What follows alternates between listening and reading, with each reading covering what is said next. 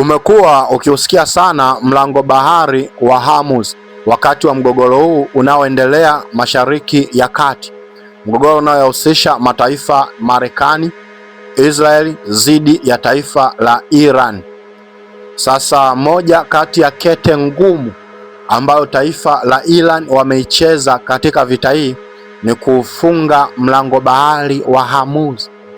Kufunga mlango bahari huo kuna wanyima raha na usingizi taifa la Marekani, kiasi cha kuyaomba mataifa ya Ulaya yajiunge katika vita hiyo, yaunganishe nguvu, waingize majeshi katika kukomboa mlango bahari huu wa Hormuz. Lakini hakuna hata taifa moja la Ulaya lililoweza kupeleka majeshi katika mlango bahari huu. Wameona nini? Wanaogopa nini? Na kwa nini Marekani pamoja na nguvu zake zote anashindwa kufungua mlango bahari huu?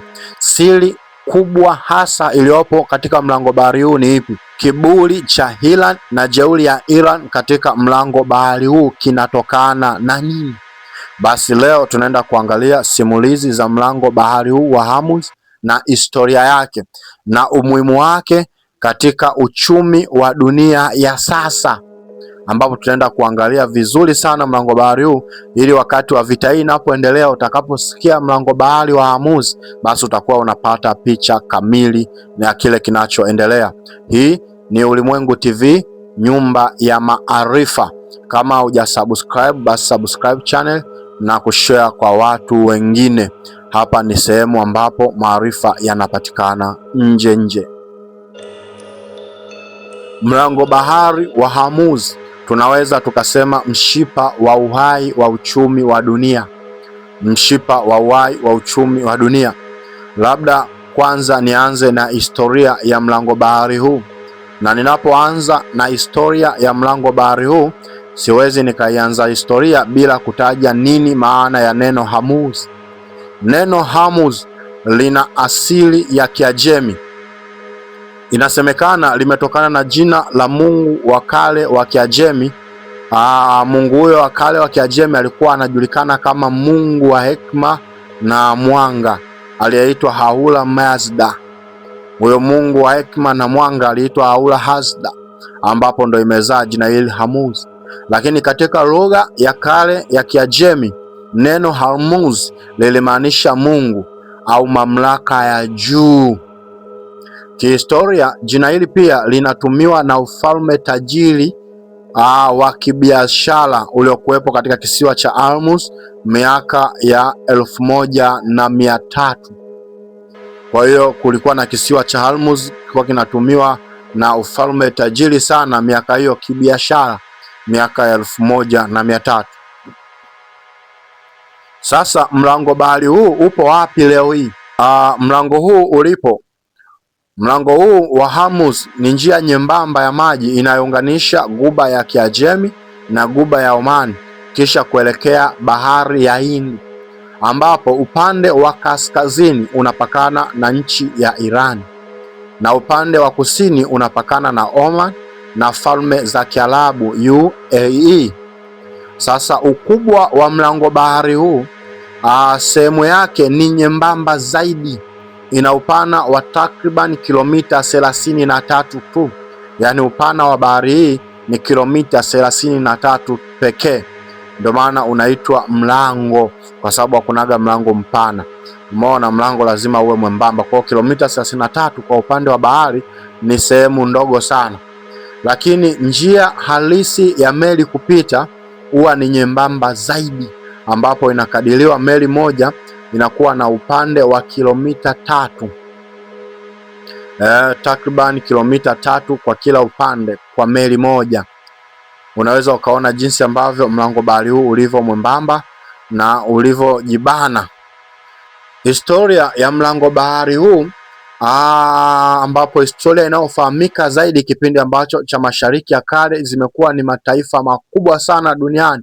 Tunaona Hormuz ilikuwa ni kituo kikuu cha biashara ya viungo spices, pamoja na biashara ya farasi, pamoja na biashara ya hariri ya Mashariki ya Kati, kati ya India ya kale pamoja na China ya kale. Lakini katika miaka ya 1500 huko Tunaona mlango bahari huu uliwahi kukaliwa na kutekwa na Wareno, ambapo waliutawala kwa kipindi cha karne nzima, yaani miaka isiyopungua 100, ambapo baadaye Waingereza wakishirikiana na Waajemi waliweza kuondoa utawala wa Kireno. Sasa kufupisha historia ni kwamba katika miaka ya 1900, yaani karne hiyo iliyopita, tangu kugunduliwa kwa mafuta katika Mashariki ya Kati, Hormuz imekuwa ni eneo lenye ulinzi mkali zaidi duniani. Yaani tunapoongelea ulinzi mkali duniani, miongoni mwa maeneo yanayolindwa sana duniani, basi ni pamoja na eneo hili la mlango bahari huu wa Hormuz. Umuhimu katika uchumi wa dunia ya sasa. Mlango huu bahari, umuhimu wake katika uchumi wa dunia ya sasa, economic powerhouse, ni kwamba Hormuz ndio njia kuu zaidi ya kusafirisha nishati duniani. Hormuz ndio njia kuu zaidi ya kusafirisha nishati duniani. Mafuta takriban 20 hadi 30 ya mafuta yote yanayotumwa duniani hupita hapa katika mlango huu wa Hormuz. Hivyo ni takriban mapipa milioni 21 kwa siku. Just imagine, mapipa milioni 120 kwa siku hupita katika mlango bahari huu wa Hormuz. Lakini kwa wale watu wafuatiliaji wa mambo, mtagundua kwamba ile gesi ya LNG, sehemu kubwa ya gesi asilia ambayo inatoka Qatar, msafirishaji mkubwa wa LNG duniani, hupitia katika mlango huu wa Hormuz. Soko la Asia, mafuta yanayopita hapa mara nyingi huenda zaidi katika viwanda vikubwa vya China, Japan, India na Korea Kusini. Na tunaona hizi nchi zina idadi kubwa sana ya watu na uzalishaji wao ni mkubwa sana. Kwa idadi kubwa sana ya mafuta huenda katika hizo nchi za Asia. Hasara za kufungwa kwa mlango huu ambapo zinaenda kuikumba dunia kwa sasa, hasara ambazo zinaenda kutokana na kufungwa kwa mlango bahari huu ni kwamba bei ya mafuta itapanda mara 2 au mara 3 ndani ya siku moja. Bei ya mafuta itapanda mara 2 hadi mara 3 ndani ya siku moja, kwa sababu njia kubwa ya mafuta duniani imefungwa. Lakini gharama za usafirishaji wa bidhaa na vyakula duniani zitapaa sana. Lakini pia athari nyingine ni kusimama kwa viwanda, kwa sababu gharama za mafuta zitakuwa kubwa, gharama za uendeshaji wa viwanda vitakuwa kubwa, basi zile bidhaa zitakazokuwa zinatoka viwandani lazima viende kwa bei ghali ili kuweza kukizi gharama za uendeshaji wa viwanda.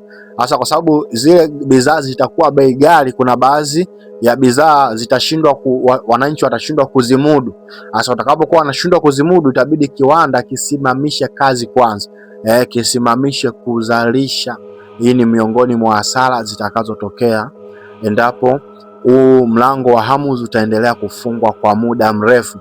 Lakini tunachoshukuru ni kwamba Iran na China ni miongoni mwa nchi zenye mahusiano mazuri. Pamoja na kwamba zina mahusiano mazuri, Iran imeruhusu China kuendelea kuchukua mafuta kama kawaida. Na ukumbuke kwamba asilimia kubwa ya nchi na biashara za nchi za Afrika hizi zinazoendelea kama nchi yetu huwa zinategemea sana China katika uzalishaji wa vitu mbalimbali. Kwa maana hiyo kidogo inaweza ikasaidia, kwa sababu China wanaendelea na shughuli zao na sisi tutaendelea kuchukua vitu kule China. Umeona? Lakini kete ya kufunga mlango bahari huu ambayo Iran wameicheza dhidi ya Marekani na Israeli ni silaha kubwa sana ya vita hii. Miongoni mwa silaha kubwa ya vita hii ambayo Iran imeitumia basi ni kufunga mlango huu ambao unaweza kutegemewa na dunia katika soko la uchumi duniani. Sasa kwa nini Iran wana kiburi cha kufunga mlango huu? Tumegundua kwamba mlango huu umepita katika nchi 3: Oman, UAE pamoja na Iran. Sasa kwa nini Iran wana jeuri ya kufunga mlango huu wakati mataifa kama Oman na Umoja wa Falme ya Kiarabu wamenyamaza? Jeuri ya Iran wanaitoa wapi? Sasa Iran ndio taifa lenye udhibiti mkubwa wa kijiografia. Yaani ninachomaanisha ni kwamba Iran ndo nchi yenye pwani ndefu zaidi kwenye mlango wa bahari hii. Yani mlango huu bahari Iran ina pwani ndefu, kwa hiyo imechukua jiografia kubwa sana katika mlango. Kwa hiyo eneo kubwa la mlango huu linapitia katika taifa la Iran. Hivyo Iran ina uwezo wa kushambulia mlango huu au kuuziba kwa kutumia makombora, majeshi ya majini, boti ndogo za kijeshi na kila aina ya vifaa vyao vina uwezo mkubwa sana wa kuweza kufanya chochote mlango huu.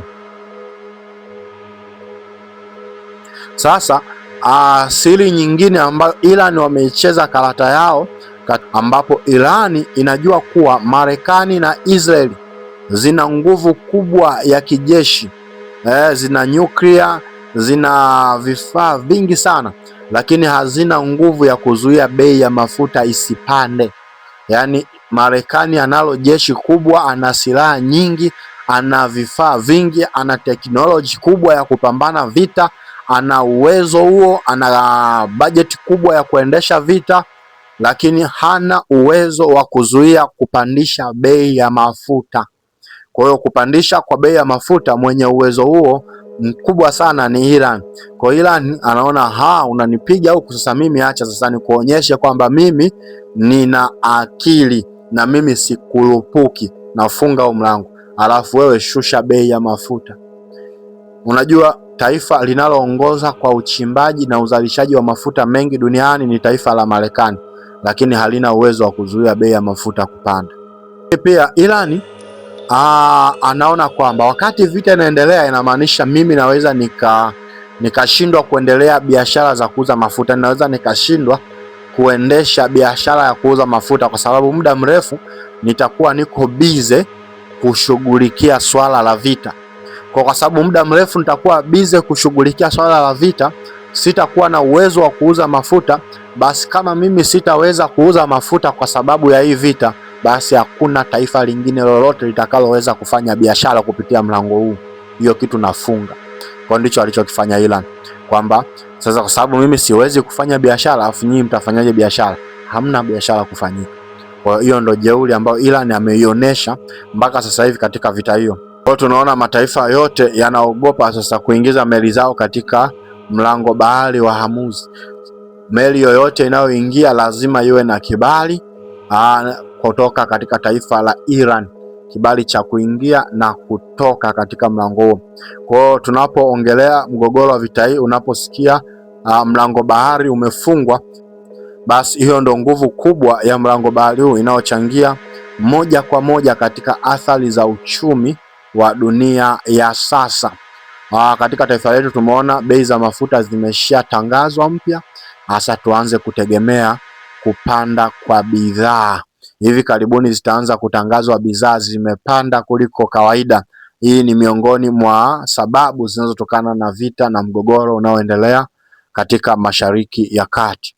Hii ni Ulimwengu TV, nyumba ya maarifa, na kuomba usubscribe na kushare kwa marafiki wengine wengi ili tuzidi kuendelea kupata maarifa haya.